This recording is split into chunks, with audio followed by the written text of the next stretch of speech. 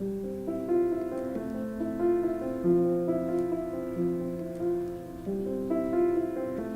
may have seemed like the obvious choice growing up that I was just going to fall into my father's profession and become part of what we have today, but that really wasn't my plan all along.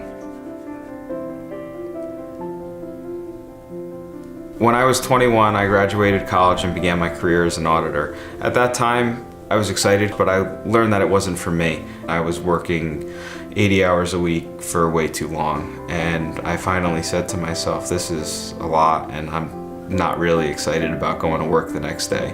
And that was probably the biggest driver for me, was being able to obtain that work-life balance, because I saw my father had it.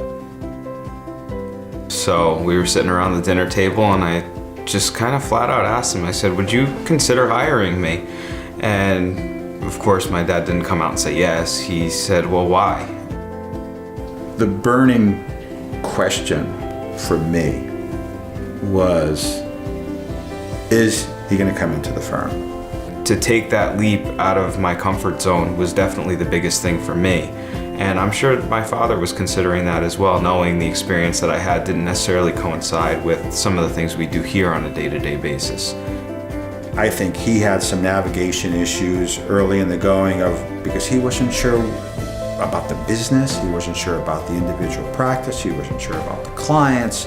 He was trying to adjust from going big corporate America happy hour on Friday night in Hartford to sleepy little North Haven office, 3 people in the office.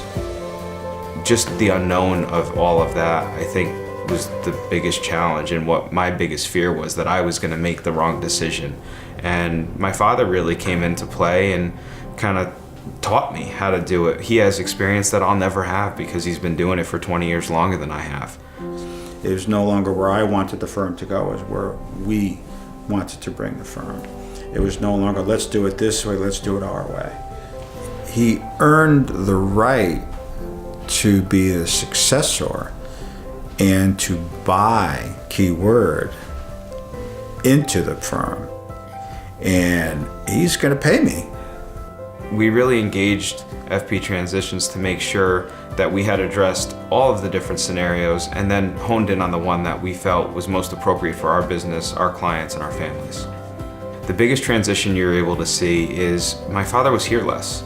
Time is money, and sometimes time is much more valuable, and as you get older you have less of that.